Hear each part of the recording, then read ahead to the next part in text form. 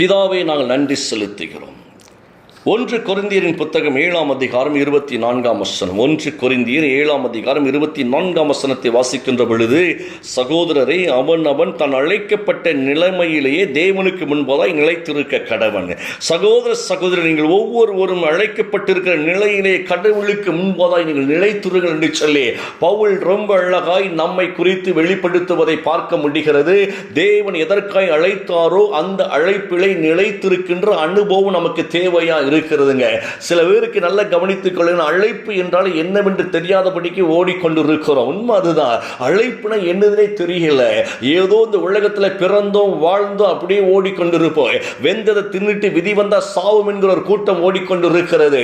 அது மட்டுமல்ல, என்னடா வாழ்க்கை, சரி போகிற வரைக்கும் போகட்டும் என்று புலம்பிக் கொண்டே ஓடுகிற ஒரு கூட்டம் இருக்கிறது பாருங்களேன். சரி, என்ன செய்ய, வாக்கப்பட்டு வந்தாச்சு, கழுதைக்கு வாக்கப்பட்ட பொதி சுமந்துதானே ஆகணும் என்று சொல்லி புலம்பிக் கொண்டு ஓடுகிற கூட்டமும் இருந்து கொண்டுதான் இருக்கிறது. என்ன செய்ய, இந்த வேலைக்கு வந்துட்டு இந்த வேலை என்ன கஷ்டமான ஒரு வழியிலே, வயிற்று பிழப்புக்கு ஒரு வழி இல்லையே என்று புலம்பலோடு ஓடிக்கொண்டிருக்கிற கூட்டம் இருக்கத்தான் செய்கிறது. நல்ல கவனிங்களே, இப்படி பல விதத்தில் நாம் யார் என்பதை அறியாதபடிக்கு ஓடிக்கொண்டிருக்கிறோம். நம்முடைய அழைப்பு என்பது என்னவென்று தெரியாதபடிக்கு புலம்பிக் கொண்டிருக்கிறோம். ஆனால் கர்த்தருடைய வார்த்தை ரொம்ப அழகை சொல்கிறது. பவுல் வழியே தேவன் பேசுகிற ஒரு காரியம் என்ன தெரியுமா? நீங்கள் எதற்காய் அழைக்கப்பட்டு இருக்கிறீர்களோ, எதற்காய் அழைக்கப்பட்டு இருக்கிறீர்களோ, ரொம்ப முக்கியமான ஒரு காரியம்.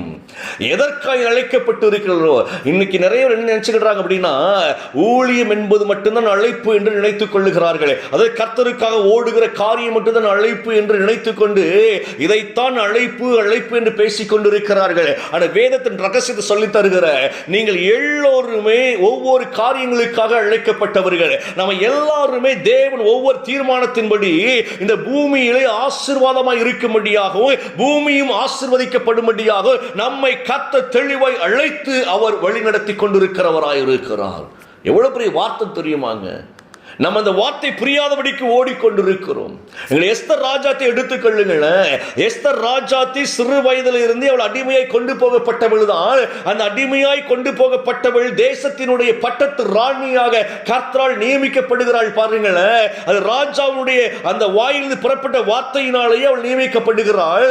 ஆனாலும் கூட அவள் ஏன் நியமிக்கப்பட்டாள் என்பதை அறியாதிருந்தாள். அது மட்டும் கிடையாது, யாருக்குமே தெரியாது எஸ்தர் ராஜாத்தி ஏன் நியமிக்க ராணியாக. ஏன் ராஜாவுக்கு கூட தெரியாது. ஆனால் கர்த்தர் அவள் மேல் வைத்திருந்த அபிஷேகம் என்ன தெரியுமா? நீ பட்டத்து ராணியாக இருப்பது எதற்காக தெரியுமா? யூத ஜனங்களை ரட்சிப்பிற்காக, யூத ஜனங்களை விடுதலைக்காக உன்னை நான் நியமித்திருக்கிறேன் என்பதை தேவன் அவளுக்கு வெளிப்படுத்தி காரியத்தை வாய்க்க பண்ணுவதை பார்க்க முடிகிறது. அதுவரைக்கும் சாதாரணமாக இருந்தவள் தான் அவள். ராஜாத்தியை அவள் மாறின பிற்பாடு கூட அதிகாரமற்றவளாய், அதிகாரத்தை உணராமல் இருந்தவள் அவள். ஆனால் கர்த்தருடைய வார்த்தை வெளிப்படுகிற பொழுது, மொர்தெக்காயின் வழியை வெளிப்படுகிற பொழுது உபவாசித்து வல்லமையை பெற்றுக் கொள்ளுகிறாள். உபவாசித்து தேவனுடைய சத்தத்தை கேட்டவளாய் ராஜாவுக்கு முன்பதாய் தைரியமாய் நின்று பேசும்படியான ஒரு கிருபை அவளுக்கு உண்டாவதை பார்க்க முடிகிறது.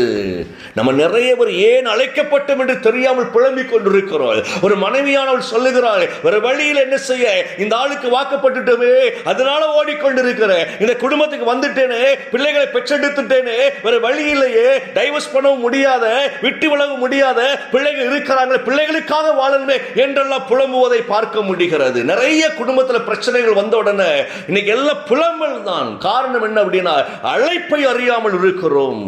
இந்த வார்த்தை ரொம்ப அழகை ஆண்டவர் பேச சொன்னார். நீங்களும் நானும் யார் தெரியுமா? தேவனால் முன்குறிக்கப்பட்டு அழைக்கப்பட்டவர்கள். உலகம் தோன்றுவதற்கு முன்பதாவே கர்த்தர் நம்மை தெரிந்து கொண்டு அழைத்திருக்கிறபடியினால நம்ம விசேஷித்தவர்கள் என்பதை புரிந்து கொள்ள வேண்டும். ஊழியம் என்பது மட்டும் அழைப்பு அல்ல. கர்த்தருக்காய் ஓடுகிற ஓட்டம் என்பது மட்டும் அழைப்பு அல்ல. ஒரு டீச்சிங் லைன்ல இருக்கிறீங்களா, ஒரு டாக்டராக இருக்கிறீங்களா, ஒரு ஆபீசராக இருக்கிறீங்களா, ஒரு அரசியல் நீங்க இருக்கிறீங்களா, இல்ல ஏதோ ஒரு காரியத்தில் உங்களை பொறுப்பில் தேவன் வைத்திருக்கிறாரா, மனைவி என்கிற பொறுப்பை வைத்திருக்கிறாரா, கணவன் என்கிற பொறுப்பை வைத்திருக்கிறாரா, பிள்ளைகள் என்கிற பொறுப்பை வைத்திருக்கிறாரா, படிக்கின்ற காரியத்தை வைத்திருக்கிறாரா, எல்லாமே தேவனால் அழைக்கப்பட்டிருக்கிற ஒரு அழைப்பு என்பதை புரிந்து கொள்ள வேண்டும். அந்த அழைப்பிலை நாம் நிலைத்திருக்கும்படியாக முதலாவது என்ன நல்லா கவனித்துக் கொள்ளுங்களேன்.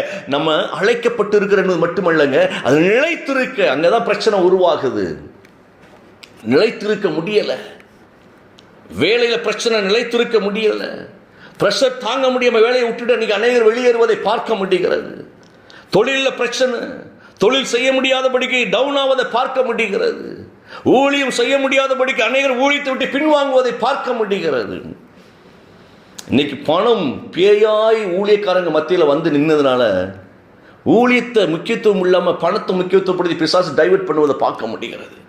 எனக்கு தெரியும் நிறைய ஊழியக்காரங்க பணம் கடைசியில் பணம் கிடைக்காம ஊழியத்தை விட்டவங்க இருக்கிறாங்க. அழைப்பை மறந்தவர்களாய். நல்ல கவனிங்க இந்த வார்த்தையை. நம்ம எல்லோருமே தேவனால் ஒரு காரியத்தை செய்வதற்காக அழைக்கப்பட்டு இருக்கிறோம். எந்த வேளையில் இருந்தாலும் அது கர்த்தர் கொடுத்த வேலை என்பதை நீங்கள் நினைத்து பார்த்து, இந்த வேளையில் கர்த்தரை நான் எப்படி உயர்த்த முடியும் என்று கர்த்தரை உயர்த்துவதற்கு நீங்கள் பிரயாசப்படுகிற பொழுது அந்த வேளையில் நீங்கள் பயனுள்ள பாத்திரமாய் தேவனால் நீங்கள் பயன்படுத்தப்படுவீர்கள். உங்களை அப்படியே விசேஷ கிருபையினால் நீங்கள் அங்கே உயர்ந்து நிற்பீங்க. எந்த வேலையை செய்தாலும் சரிதான். உங்களுக்குள் இருக்கிற அழைப்பை உணர்ந்து கொண்டீர்கள் என்றால் அந்த இடத்துல விசேஷ விதமாய் ஒரு மனைவி குடும்பத்தை கட்டி எழுப்புவதற்காக உருவாக்கப்பட்டவள். ஒரு கணவன் தோட்டத்தை பண்படுத்தி பாதுகாக்கும்படியாக உருவாக்கப்பட்டவன். இது அவரவர்கள் புரிந்து கொள்ள வேண்டும். கணவன் சரியில்லையா மனைவி சோர்ந்து போயிடக்கூடாது. மனைவி சரியில்லைன்னா கணவன் சோர்ந்து போயிடக்கூடாது. தனக்குரிய அழைப்புல தெளிவாய் நின்று கர்த்தரை மகிமைப்படுத்த ஆரம்பிச்சிட்டோம்னா அந்த குடும்பம் ஆசீர்வாதமாக இருக்கும். நம்ம வாழ்க்கையில் இங்கே தான் தோத்து போகிறோம். நிறைய இடத்துல நம்ம தோல்விக்கு காரணம் என்ன அப்படின்னா அழைப்பு என்னவென்று தெரியல. அழைத்தவர் உண்மை உள்ளவருங்க. மனைவியாய் அழைக்கப்பட்டிருக்கிற தேவன் உண்மை உள்ளவர். அழைச்சவர் அவர் தான். அந்த குடும்பத்தில் கொண்டு போய் விட்டவர் அவர் தான். இந்த வேலையில கொண்டு விட்டவர் அவர் தான். இந்த பொறுப்பை கொடுத்தவர் அவர் தான். இந்த பதவியை கொடுத்தவர் அவர் தான். அந்த பதவியில வேலையில பொறுப்புல பிரச்சனைகள் 1000 உருவாகல. ஏன்னா சாத்தான் தந்திரமாய் வீழ்த்த பார்ப்பான். ஆனால் அழைப்பை உணர்ந்தவர்களை நிலைத்து நிற்பதற்கு தேவன் கிருபை பாராட்டுகிறவராய் இருக்கிறார். நீங்க புலம்பாமல் கர்த்தரை உயர்த்தி கொண்டு இருங்கள். எந்த நிலையாக இருக்கட்டும், நான் அழைக்கப்பட்ட நிலையிலே நிலைத்திருக்கேன், தேவன் உதவி செய்கிறவராய் இருக்கிற நம்பிக்கையோடு கூட நீங்க கர்த்தரை மட்டும் துதித்து கொண்டே இருங்க. அவரை மட்டும் நீங்க உறவாடி மகிழ்ந்து கொண்டே இருங்க. இந்த உலகம் எளிமையாய் நமக்கு தெரியும். கண்களை மூடுவோமா? அழைப்பை உணர்ந்தவர்களாய் பிதாவை நாங்கள் நன்றி செலுத்துகிறோம். எதற்காய் அழைத்தீர் என்பதை உணர்ந்து உம்முடைய நாமத்தை உயர்த்தும்படியாய் நல்ல கவனிங்க. நீங்க எந்த இடத்துல அழைக்கப்பட்டு இருந்தாலும் கர்த்தருடைய நாமத்தை உயர்த்துவதற்காகத்தான். எந்த வேலையாக இருந்தாலும் கர்த்தருடைய நாமத்தை உயர்த்துவதற்காகத்தான் பிதாவை நாங்கள் நன்றி செலுத்துகிறோம். உம்முடைய நாமத்தை உயர்த்தும்படியாய் எங்களுக்கு கொடுத்த அழைப்பிற்காய் நன்றி ஆண்டவரே.